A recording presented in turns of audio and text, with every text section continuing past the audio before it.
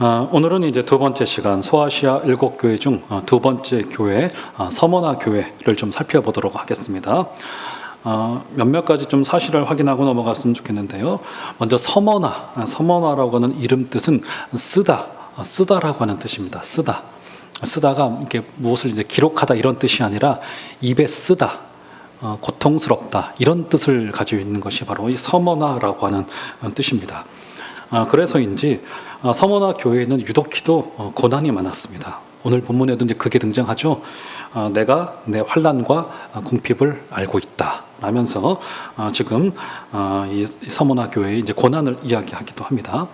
자, 그럼에도 불구하고 감사하게도 서머나 교회는 빌라델비아 교회와 더불어서 7교회 중 유의하게 책망이 없는 2개의 교회, 바로 서머나 교회, 빌라델비아 교회입니다. 그래서인지 이 서머나라고 하는 이름으로 교회 개척을 할 때 이름 짓는 교회들이 요즘 왕왕 생기고 있습니다. 아마 지나가시다가 빌라델비아 교회, 서머나 교회라고 이름 지은 교회들을 여러분들이 보셨을 거예요. 우리 교단 교회들 중에도 좀 있더라고요. 바라기는 우리 교회도 주님 오시는 그날까지 칭찬만 있는 교회이기를 주의 이름으로 축원합니다. 여러분 개인으로도 주님이 우리를 다시 만나러 오실 때 잘하였도다, 착하고 충성된 종아, 네가 작은 일에 충성하였구나 는 주님의 음성을 우리 들을 수 있게 되기를 주의 이름으로 축원합니다. 서머나 교회 같은 교회였으면 좋겠어요. 이렇게 책망이 없던 교회였습니다. 자, 그런데 책망은 없었지만 이 교회는 그의 이름과 이제 비견할 정도로 지독히도 고난이 좀 따라왔던 교회이고, 오늘 주님께서도 그들의 고난이 얼마나 크던지 그들의 고난을 특별히 좀 위로하세요. 내가 내 궁핍과 내 환난을 알고 있다면서 참 이 칭찬만 있었던 교회이지만 더불어서 또 고난도 굉장히 극심했던 교회였다는 사실을 우리가 좀 인지를 해 두셔야 됩니다.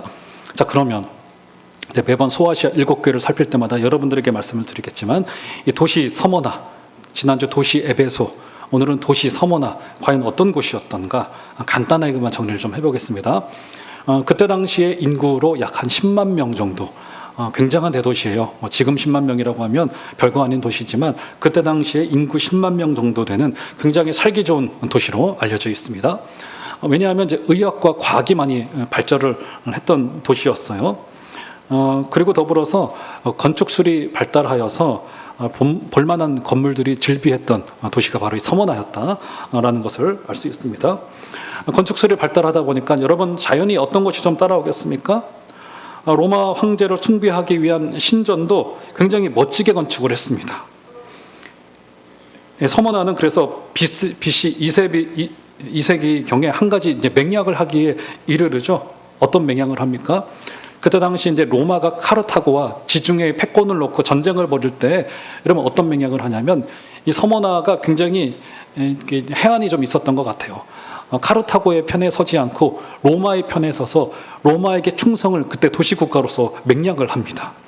그러면서 발달된 건축술을 가지고 로마 황제를 숭배하는 신전을 건축하게 이르러요.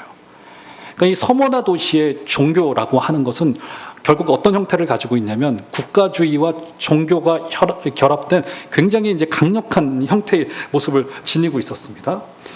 그러다 보니까 결국 어떤 일이 벌어지냐면 BC 23년경에 서머나가 다른 모든 아시아 도시들을 전부 다 제치고 처음으로 황제를 숭배하는 신전을 짓습니다.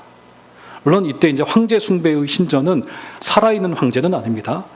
죽은 황제, 이미 사망한 황제들을 이제 그때 당시 이제 로마 황제를 숭배하는 의식도 점차적으로 이제 발전을 했는데 처음에는 사망한 황제를 기리는 의식으로부터 시작을 합니다.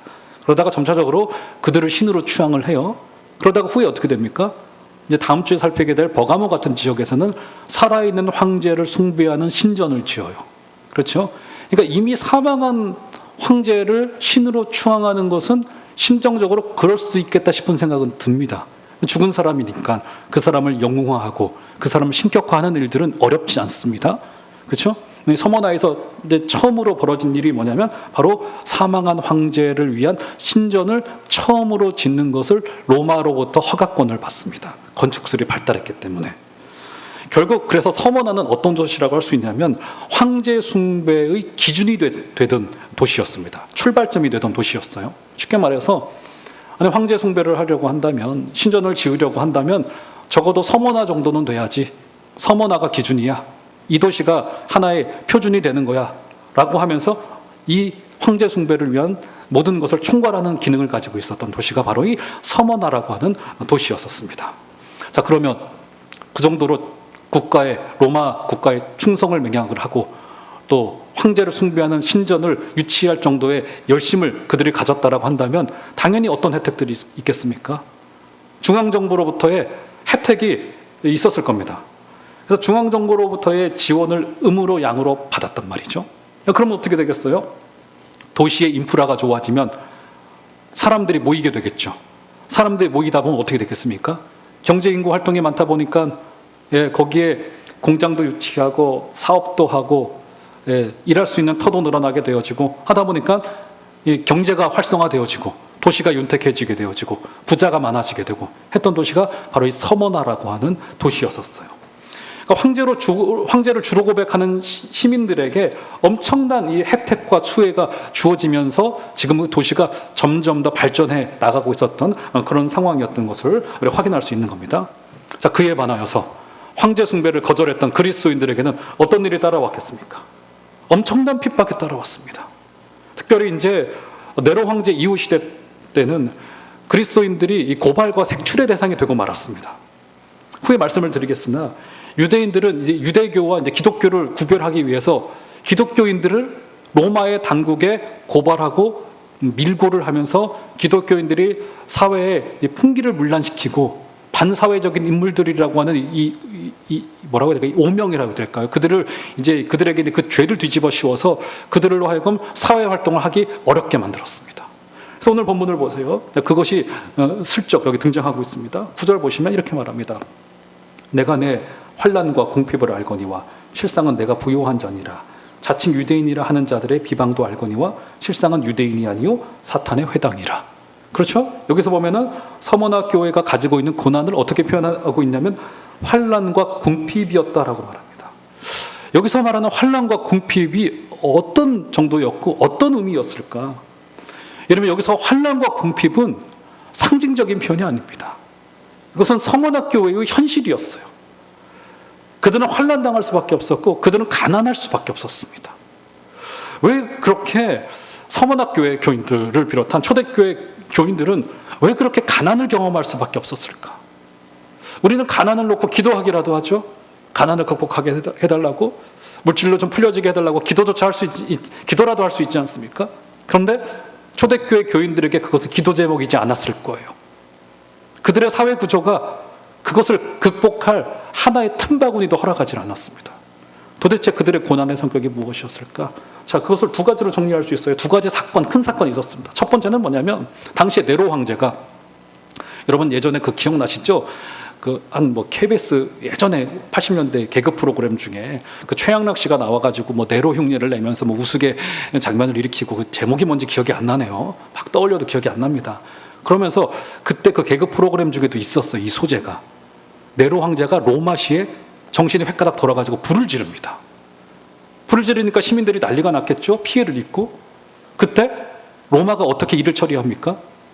기독교인들이 불을 질렀다라고 하는 그 누명을 씌워요. 기독교인들이, 그러니까 과거에도 그랬습니다. 이제 운물에 독을 타기도 하고 했다는 이런 누명들을 막 씌웠단 말이죠. 네로 황제 때의 화재의 책임을 기독교인들에게 돌립니다. 그래서 그때로부터 어떤 인식이 기독교인들을 향해서 가져가져 있냐면, 저들은 반사회적인 인물, 풍기문란을 일으키는 인물, 다른 사람들의 안위에 대해서 전혀 걱정하지 않고 자기들만 아는 이기적인 사람들이라고 하는 누명을 이 네로가 의도를 하고 했는지 하지 않았는지 그거는 정확치 않아요. 그건 잘 모르겠습니다. 그의 속마음은. 하지만 이것은 역사적인 사실입니다. 그래서 그 뒤로부터 로마 사회가 이제 규율 사회에 있고, 이제 그들의 이제 법 제정도 굉장히 정교하지 않았었습니까? 그래서 로마법을 연구하는 학자들이 지금도 있을 정도로 로마는 이 사회의 규율, 이 풍기문란을 단속하고 규율을 지켜가고, 그래서 그때 당시 사도행전 같은 경우에도 보면은 너희들의 종교의 문제에 대해서는 로마 당국은 전혀 상관하지 않겠다는 게 그들의 원래의 입장이었었습니다. 그런데 점차적으로 유대교도들이 기독교인들을 향하여 반사회적이고 사회를 어지럽히는 자들이라고 하는 명목을 뒤집어 씌움으로 말미암아서 그들에게 어려움을 줬습니다. 그래서 후에 어떻게 합니까? 유대 교도들이 이 네로의 사건을 적극적으로 활용을 합니다. 그 뒤로부터. 기독교인들에 대한 부정적인 인식을 뒤집어 씌워요. 그래서 그들은 이 사회에 어려움을 주는 자들이기 때문에 저들의 재산을 몰수하고 로마의 당국에 저들을 밀고하고 색출하여서 그들에게 어려움을 주고 하는 일을 했습니다.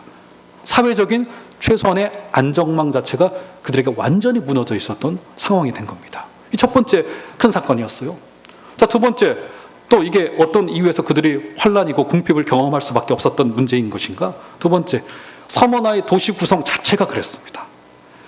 여러분, 서머나의 부요와 풍요라고 하는 것은 황제 숭배라고 하는 것과 긴밀하게 연결되어져 있었습니다. 그러니까 경제 구조가 황제 숭배를 중심으로 이루어졌기 때문에, 다시 말하자면 황제 숭배에 참여하지 않는 사람들은 뭐라 그럴까요? 가난해질 수밖에 없었고, 직업의 선택에서도 굉장한 제한이 있었고, 우리로 말하면 우리 이제 여기 있는 종암동 이 시장이 과거에 그랬는지는 모르겠습니다만, 지금도 저는 어쩐지는 모르지만 상인조합과 길드라는 게 있잖아요. 길드라고 흔히 말하잖아요. 상인조합에 가입되어 있지 않으면 여기 가판을 못 열어요. 시장 바닥에서 물건도 못 팔아요. 이런 일들이 이제 상인조합이 하는 거 아니겠습니까? 상인조합에 가입을 하고 회비를 내야지만이 여기 가판을 내고, 아마 이런 것들이 지금도 존재하리라 생각이 들어지는데, 문제는 뭐냐면 이게 하나의 길드, 상인조합이 되어져 있는 거예요. 황제 숭배를 하는 자들끼리 상인조합을, 그들이 절대 다수이기 때문에, 그리고 황제를 주로 고백하지 않는 자들은 절대로 사업을 열 수도 없고 직업을 가질 수도 없는 구조가 서머나 도시 전체가 가지고 있었던 이 산업 구조였단 말이죠. 그렇죠? 그러니까 지금 문제가 뭐냐면, 그들은 그런 사회적인 구조 가운데 있었기 때문에 이 가난을 벗어날 수 있는 소망이라고 할지, 뭔가 열심을 부려서 그들의 능력을 가지고 사업의 아이템을 가지고 뭔가를 돌파해낼, 아마 기독거리조차로 또 만들어내기가 굉장히 어려운 구조가 이 서머나라고 하는 도시가 가지고 있었던 구조였던 겁니다. 얼마나 가난했겠습니까? 자, 그런데 우리 주님이 이제 그들을 향하여 위로를 주세요. 지난주와 비슷한데 다시 한번 보시겠어요? 9절 보시겠어요? 내가 너의 환난과 궁핍을 어떻게 하고 계신다고요? 우리 주님께서? 할렐루야. 우리 주님께서 환난과 궁핍, 그들의 서머나 교회의 그 고난을 알고 계셨어요. 알고 계셨어요. 우리 주님이 아신다는 거예요. 조금 아쉽게도 주님이 환난과 궁핍 문제를 내가 다 해결해 줄게, 내가 부자 되게 해줄게, 이렇게 말씀하지는 않으셨어요. 전혀 그런 거 등장하지는 않습니다. 하지만 우리에게 어마어마한 위로입니다. 이 환난을 나 혼자 겪는 것 같아요. 나 혼자 억울한 것 같아요. 나 혼자 이것을 몸으로 견뎌내야 되는 것 같고, 나 혼자 이 억울한 누명과 화재를 일으키고 방화범이고 사회의 풍기문란을 일으키는 자들이라고 하는 이 억울한 누명과 이 오명을 씌어가면서 그리스도인임을 가지고 살아가야 되는데 내가 견디는 줄 알았어요. 그런데 오늘 주님 말씀이 뭡니까? 내가 너의 환난과 궁핍을 알고 있다. 사랑하는 여러분, 놀랍게도 주님은 우리의 모든 사정을 전부 다 알고 계십니다. 나 혼자 견디는 게 아니에요. 나 혼자 홀로 외로이, 우리 엊그제 오시는 강사 목사님 통해서 들었지 않습니까? 광야라고 하는 곳이 어떤 곳입니까? 거기야말로 하나님을 깊이 있게 만날 수 있는 현장, 하나님이 우리를 위하여 특별히 예배해 놓으신 현장. 사랑하는 여러분, 저와 여러분들이 어느 한날인가 나도 모르게 광야의 길을 걷고 있는 그 외로움 중에 계시다면 절대로 여러분 홀로 계신 것이 아니라, 사람은 없을 수 있을지 모르겠습니다. 하지만 바로 그 장소야말로, 그 광야야말로 특별히 저와 같은 사명자들이 언젠가는 한 번은 거쳐가야 될 우리 주님을 깊이 있게 만날 수 있는 현장이라고 하는 사실을 꼭 기억하시는 은혜가 있기를 주 이름으로 부탁을 드립니다. 우리 주님이 우리의 고난과 환난과 아픔과 외로움들과 기도 제목들을 알고 계셔요. 이것을 알게 되면 주님이 가난을 극복을 해주실지 않으실지, 기도를 응답할지 않을지는 그다지 중요한 문제가 아닐 수도 있을 것입니다. 오직 주님이 나와 동행하고 계시고 나를 알고 계시고 내 손을 잡아서 그 영원한 하나님의 나라로까지 우리를 이끌어 가실 것이다. 이것을 꼭 기억하시는 은혜가 있기를 주 이름으로 축원합니다. 알고 계셨어요. 알고 계셨어요. 그래서 주님이 어떤 사실을 확인시켜 주십니까? 한번 보시겠어요? 9절 다시 보시면, 내가 내 환난과 궁핍을 알거니와 실상은 뭐랍니까? 야, 네가 부자야, 네가.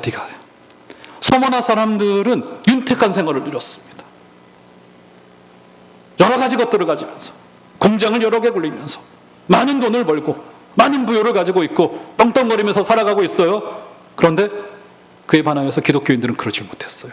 기독교인이라고 하는 이름 자체가 곧 그들에게 가난이라고 하는 꼬리표를 달 수밖에 없게 만들었습니다. 그런데 주님의 시선은 달랐어요.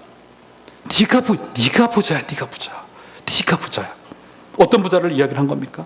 비록 지금 잠시 육신의 궁핍과 환난은 있겠으나 그들은 영원한 하나님의 나라라고 하는 하나님의 기업을 물려받은 자들이다.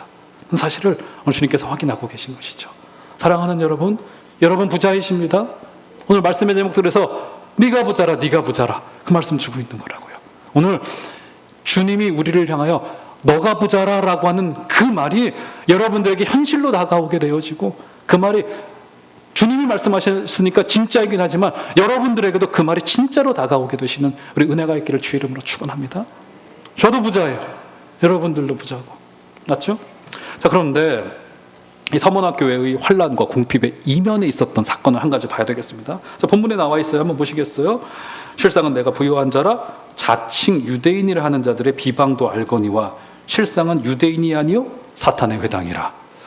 예, 이 서문학교회의 그 이면에도 아까도 말씀드렸듯이 이제 유대인들이 역사적으로 살펴보면은 기독교인들을 로마 당국에다가 이제 고발하기까지 이릅니다. 이제 치졸한 짓을 한 거죠. 그렇죠? 같은 동족이든 이제 이방인 출신 기독교인들이든 유대인 출신 기독교인들이든 이제 그들을 기독교인이라고 하는 이름 때문에 로마 당국에 이제 이게 밀고를 한 거예요. 그런데 그 밀고 한 사람들이 누구라고 합니까? 자칭 유대인. 그러니까 그들은 유대인들이었어요. 그리고 오늘 주님께서 하시는 말씀이 뭐냐면 스스로 유대인이라 뻐기는 자들이라고 하는 의미에서 자칭 유대인이라고 말하셨던 거겠죠? 자칭 유대인이다. 이 유대인들이 누굽니까? 유대인들이 누구예요? 아브라함의 자손이요. 하나님의 백성이요. 하나님을 섬기는 자라고 하는 이 자긍심을 가지고 있었던 사람들이었습니다. 여러분, 이 자긍심 때문에 유대인들이 가지고 있었던 이 꿈에도 상상하지 못했던 생각이 뭐냐면 우리가 틀렸다는 생각은 꿈에도 하지 못했을 거예요. 여러분, 이게 무서운 겁니다. 유대인들이 그랬어요. 그러다 보니까 지금 하나님께서 당신의 계획을 따라서 아들 예수 그리스도를 보내주시고 그로 하여금 죽게 하시고 부활하게 하셔서 교회를 세우셨던 이 일련의 역사를 그들이 눈을 뜨고 보았음에도 불구하고 그들은 하나님의 역사를 가로막는 일을 그 역할을 하고 말았던 것이죠. 그래서 오늘 주님의 무서운 질책이 뭐예요? 그들이 사탄의 회당이라. 이 회당이 어떤 것입니까? 유대인들이 5명만 있으면은 새로운 도시 가운데 제일 먼저 했던 게 뭐냐면 그들이 회당을 세워요. 그렇죠? 구약의 성서와도 같은 역할과 그 기능을 하는 겁니다. 회당장 야이로와 같은 사람에게도 굉장한 권한을 주었단 말이죠. 그 회당은 유대인들의 자긍심이었습니다. 그것을 오늘 주님께서 쉽게 말해서 비꼬아서 어떻게 말씀하시는 거예요? 저 유대인들은 사탄의 회당이다라고 하는 무서운 질책을 지금 주고 있는 겁니다. 지금 문제가 뭐예요? 그들은 자신들이 잘못됐을 것이라고 하는 그 생각을 조금도 하지 못하는 잘못된 자긍심을 가지고 있었단 말이죠. 이것을 적용을 좀 해보자라고 한다면 여러분, 우리도요, 저를 비롯하여서 교회 생활에 익숙해질수록 조심해야 될 것이 있는데 어떤 것이냐면 인간이라면 누구나 다 언젠가는 한 번은 오류가 있을 수 있는 죄인이라고 하는 그 사실 앞에 우리는 그렇다고 우리 스스로를 자책하거나 정죄할 필요는 전혀 없습니다. 하지만 우리가 늘 어디 앞에 서야 되냐면 경건 앞에 서서 그리스도의 보혈이 필요한 존재라고 하는 사실이 내게 인식되어져야 돼요. 근데 이게 그리 쉽지 않습니다. 익숙해질 수 있도록. 여러분, 이 엄중한 사실 앞에 우리는 부들부들 떨어야 됩니다. 내가 오늘도 그저 오늘의 만나가 필요할 뿐이고 내가 오늘도 주님 앞에 서서 주님의 보혈의 은혜와 나를 구속하신 나를 덮어주신 은혜가 있지 않으면 나는 오늘도 틀릴 수 있는 죄인이라고 하는 사실. 이것이 저 같은 직분자들, 신앙의 세월이 40년, 50년 된 분들이 더욱더 조심해야 되는 부분이 저는 있다라고 생각이 되어집니다. 우리 멀지 않은 곳에서 보잖아요. 우리 동네만 하더라도 몇몇 어려움을 겪었던 교회들이 역사 속에서 있는 것으로 알고 있고 저보다 성도님들이 더 잘하시리라 생각이 되어지고 지금도 진행 중에 있기도 하는 문제이지 않겠습니까? 그 교회에 면면을 뚫고 들어가서 살펴보면은 여러분 그 같은 교인들이 서로를 향하여 그 정죄의 칼을 드는 경우들이 가끔 있는데 누가 주로 듭니까? 주로 믿음이 좋다는 분들, 주님보다 교회를 더 사랑하고 더 열심을 가진 분들, 주님보다 더 똑똑하다고 생각하는 분들이 남을 향하여 같은 오랫동안 신앙생활을 해온 형제 자매를 향하여 칼을 들고 정죄의 칼날을 하는 경우들이 너무 많아요. 유대인들이 아마 그랬던 것 같아요. 하나님을 잘 알고 있다라고 하는 생각 때문에, 직분에 대한 익숙함 때문에. 사랑하는 여러분, 저와 여러분들이 오늘 또 하나님의 은혜 앞에 서서 내가 오늘 또 하나님의 은혜가 필요한 불쌍한 자들이다 라고 하는 사실을 꼭 기억하시는 은혜가 있기를 주의 이름으로 축원합니다. 그래서 신앙의 연수가 오래될수록 이 익숙함이라고 하는 것은 우리에게 굉장한 큰 대적이 될 수 있습니다. 날마다 주님 앞에 새롭게 서서, 그래서 말하기는 주님을 향한 그 감격이 이 가슴에서 떠나지가 않아져야 돼요. 가슴에서. 그래야지 익숙함을 이겨낼 수가 있습니다. 익숙함을. 늘 오던 9시 반 예배, 11시 반 예배, 물론 익숙하게 우리에게 습관이 있어야 되겠지만, 그런데 날마다 이 예배의 현장은 주님을 다시 만나는 현장이 되게 도와주시고, 이 기도의 시간들은 오늘 또 이 기도의 시간이 아니라고 한다면 다시 오지 않을 기도의 시간, 그런 시간이 여러분들에게 되기를 주의 이름으로 축원합니다. 경건히 식어버린 그 열심은, 오늘 죄송한 표현이지만 주님이 하셨던 표현이니까 사탄의 도구가 될 수도 있는 굉장한 위험이 있을 수 있다는 사실을 꼭 인지하시고 날마다 주님의 은혜 앞에 서게 되시는 여러분들 되시기를 주의 이름으로 축원합니다. 자, 그러면서 오늘 주님의 마지막 예언과 우리 경고와 또 그들에 대한 권면을 한번 보실까요? 자, 10절 한번 보시겠어요?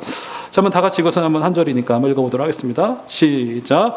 너는 장차받을 고난을 두려워하지 말라. 볼지어다 마귀가 장차 너희 가운데에서 몇 사람을 옥에 던져 시험을 받게 하리니 너희가 10일 동안 환난을 받으리라. 내가 죽도록 충성하라. 그리하면 내가 생명의 관을 내게 주리라. 자, 그들의 고난을 주님께서 위로하시고 그들에게 대비할 것을 알려주세요. 두 가지로 알려주십니다. 첫 번째는 소극적인 대처로 알려주시고, 하나는 적극적인 대처로 알려주십니다. 소극적인 대처는 뭡니까? 너는 장차 받을 고난을 두려워하지 말라. 고난을 두려워하지 말라고 이야기를 합니다. 서머나 교회에게는 이 고난은 필수의 과정이었습니다. 아까도 말씀드렸듯이 사회적인 구조가 그랬어요. 그리고 오늘 본문에서도 한번 보시겠어요? 10절 보시면 너는 어떤 고난이라고요? 장차 받을 고난이라고 이야기를 합니다. 이 말을 조금 더 문법적으로 정확하게 제가 번역을 해드리자면 장차 있을 수밖에 없는 고난이라고 하는 의미예요. 장차 있을 수밖에 없는 고난. 그러니까 장차 받을 고난이라고 하니까 이게 올 수도 있고 오지 않을 수도 있고 이 문제로 좀 들려지는데 그렇지 않아요. 정확히 이 단어는 장차 있을 수밖에 없는 고난이라고 하는 뜻을 가지고 있습니다. 장차 있어야만 하는 고난, 이런 뜻이에요. 그렇죠? 자, 그러면서 이 서머나 교회의 고난의 문제에 대해서 조금 더 설명을 해주고 있는데, 그들이 당할 고난을 뭐라고 이야기를 합니까? 너희가 10일 동안 환난을 받으리니, 이렇게 얘기를 합니다. 자, 열흘 동안 환난을 받겠대요. 아, 그러면 우리의 그 숫자대로 1일부터 10일까지 정도로만 이 환난을 받으면 되겠구나 라고 하는 문자적인 뜻은 전혀 아니겠죠. 자, 그러면 다른 성경 속에서 10일, 열흘 어떤 의미를 가지고 있을까요? 어디 등장할까요? 구약에 좀 몇 차례 등장하는데 대표적인 경우가 있죠? 구약에 어디에 등장합니까, 여러분? 혹시 기억나시는 분 계신가요? 구약에서 열흘 동안. 혹시 일부 예배 슬쩍 들으신 분은 아시겠지만, 혹시 아시는 분 계시면 지금 말씀해 주시면 제가 목양실에 들어오시면 큰 선물을 드리도록 하겠습니다. 예, 열흘 동안 환난을 받겠다. 어디에 등장하죠? 다니엘서에 등장하잖아요. 다니엘과 다니엘의 세 명의 친구들이 왕의 진미를 거절합니다. 하나님 앞에 한 서원 때문에, 그 약속 때문에 왕의 진미를 거절을 해요. 왕의 식탁에 차려진 그 육식의 음식들을 다 거절을 합니다. 그리고는 경건의 기간 동안에 왕의 진미를 거절하고 채식을 하면서 기도하며 예루살렘을 향하여 기도하겠다라고 하는 결심을 갖습니다. 그런데 문제가 뭐예요? 왕의 음식을 담당했던 그 감독관이 이 열흘 동안 음식을 제대로 먹지 못하다 보면은 인재로 키워내고 있는 다니엘과 세 명의 친구들의 얼굴이 푸석푸석해질 거 아니겠습니까? 그러면 그들의 낯빛이 어두워지면 왕의 진미를 담당하는 음식 감독관이 문제가 된단 말이죠. 그래서 다니엘과 3명의 친구들이 음식 감독관에게 어떤 제안을 합니까? 열흘 동안 10일 동안 우리가 왕의 진미를 먹지 않아 보겠습니다. 그리고 시험하여 보십시오. 우리의 얼굴이 어떻게 되는지를 한번 해보십시오. 하고 실제로 왕의 음식을 열흘 동안 먹지 않았음에도 불구하고 먹었던 자들보다 성경이 어떻게 이야기하고 있습니까? 그들의 얼굴이 훨씬 더 밝아지고 훨씬 더 윤택해지고 기름져지고, 쉽게 말해서 그겁니다. 자, 그러면 서머나 교회가 받을 열흘의 고난은 어떤 의미를 가지고 있을까요? 전혀 문자 그대로의 뜻은 아니겠죠? 결국 어떤 뜻인 겁니까? 10일의 기간이라고 하는 것은 일단 첫 번째는 시험의 기간을 뜻하는 겁니다. 지금 이 고난은 마치 다니엘과 3명의 친구들이 열흘의 기간을 지나서 세상의 왕의 진미를 거저하였을 때 얼굴이 더 밝아졌던 것처럼 서머나의 열흘의 고난의 기간이 거쳐지면은 그들은 정금같이 나오리라. 정금같이 나오리라. 우리 엊그제 강사께서도 광야를 지남이라고 하는 말씀을 주셨잖아요. 참 저도 은혜가 됐는데, 그 광야가 어떤 곳입니까? 광야는 하나님만을 의지할 수 있는 공간이에요. 거기 들짐승들이 있죠. 그들을 위협한 들짐승들이 있고, 광야는 오직 하나님만을만 의지할 수 있는 기간인 거라고요. 사명자라고 한다면 누구나 한 번은 거쳐가야 되는 것. 심지어 우리 주님께서도 공생애로 들어가시기 전에 40일 동안을 광야에서 계시면서 거기서 환난을 받으시고 시험을 받으시고 유혹을 받으시고 기도하시면서 훈련을 겪었던 것입니다. 그것은 바로 시험의 기간. 시험의 기간. 지금 우리 성도들이 받는 이 고난과 환난은 시험이에요. 이 시험의 기간이 끝나게 되면 어떤 일이 벌어지게 됩니까?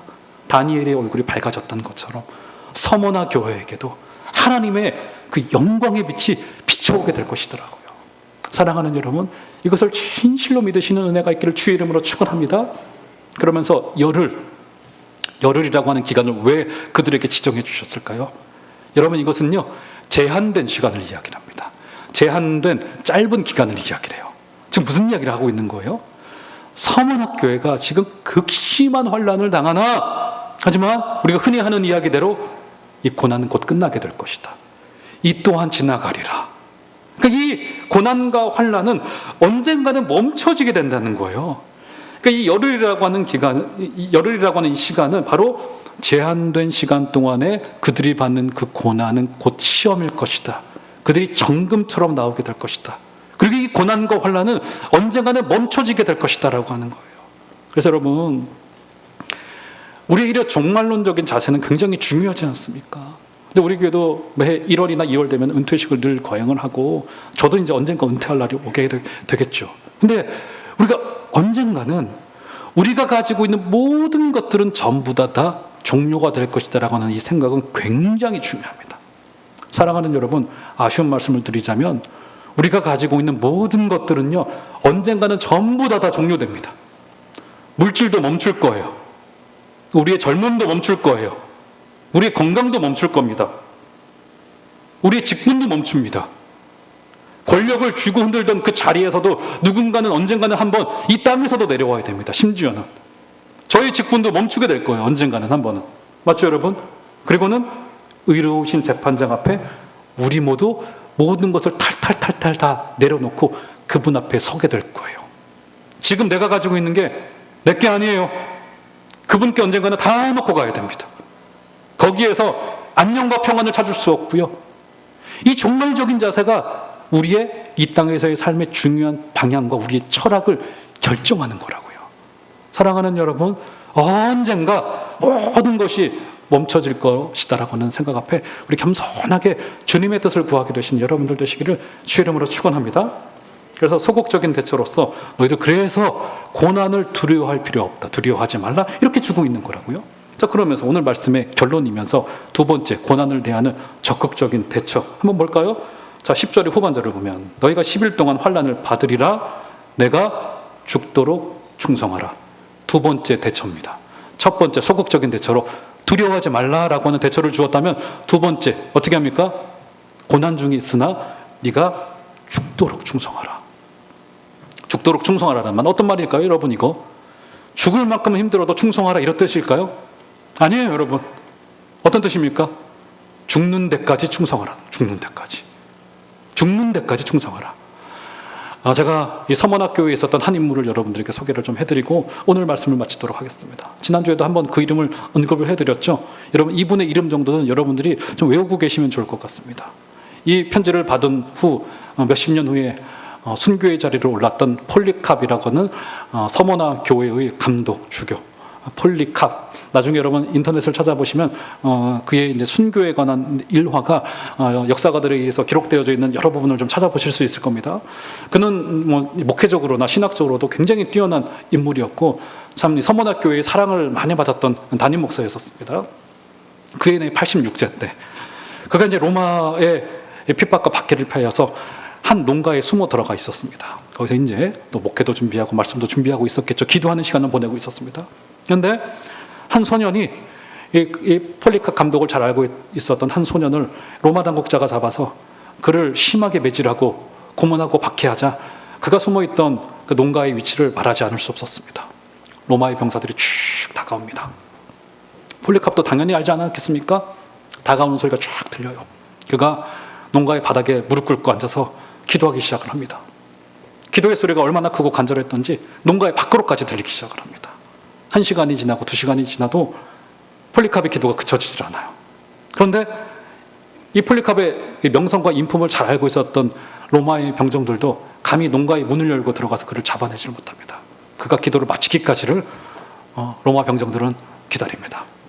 기도를 다 마치고 나서 문을 열고 나오는 폴리캅이 로마 병정들에게 이야기를 합니다. 나를 묶을 필요 없다고. 내가 직접 내 발로 로마의 재판장 자리 앞에 가겠노라고 이야기를 합니다.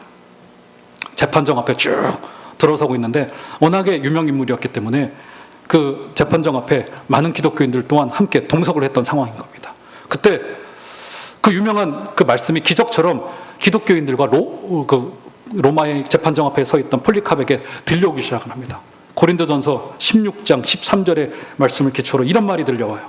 폴리캅에게, 기독교인들에게 강건하여라, 남자답게 행동하여라. 이런 말이 기적처럼 들려왔다고 역사가 기록해 놓고 있습니다. 폴리캅의 명성을 잘 알고 있었던 지방 총독이 그에게 기회를 한번 줘요. 어떤 기회를 줍니까? 폴리캅 선생님, 이렇게만 맹세를 딱 한 번만 하십시오. 그러면 석방을 해드리겠습니다. 한 번만 그리스도를 욕하고 교회를 조롱하십시오. 그때 폴리캅의 그 유명한 대답이 있지 않습니까? 이런 대답을 합니다. 나는 86년 동안 그분의 종이었습니다. 그동안 그분은 내게 아무 잘못도 하지 않으셨습니다. 그런데 어떻게 내가 나를 구원하신 왕을 모독할 수 있겠습니까? 그 말을 들은 지방 총독의 마음이 상해요. 그러면 당신을 저 사자들이 있는 저 야수의 무리에 당신을 집어넣겠습니다. 하자 폴리캅은 야수들을 버리십시오. 그러면 그러자 한 번 더 위협을 합니다. 마음을 지금 바꾸지 않으면 당신을 불태워버리겠습니다. 화형을 해버리겠습니다. 하자 이것 또한 그 유명한 폴리캅의 그 대답 그대로 읽어드릴게요. 당신은 잠시 타다 소멸되는 불을 가지고 위협합니다. 그런데 당신은 악한 자들을 위하여 예비된 다가오는 심판과 영원한 처벌의 불을 알지 못하고 있습니다.